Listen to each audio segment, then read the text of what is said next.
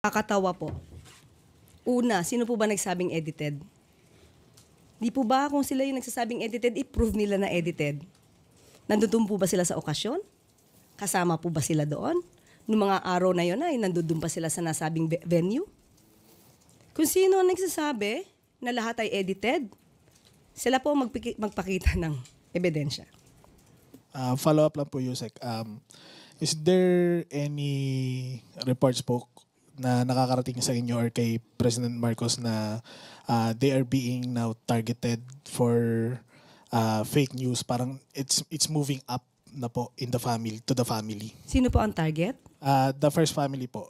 Any members like President Marcos and the First Lady. Ang tinatarget ng fake news? May nakakarating na po ba sa inyo na they are being targeted? I mean, Ever since, tinatarget na sila ng fake news.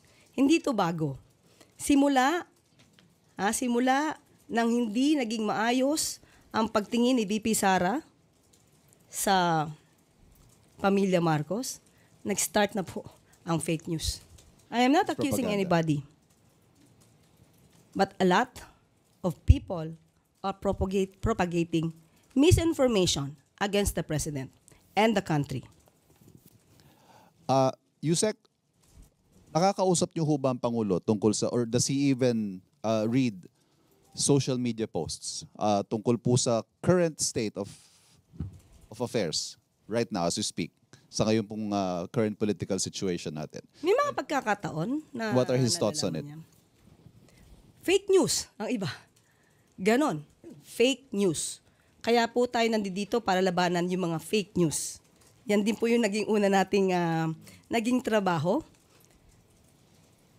Kalabanin ang fake news.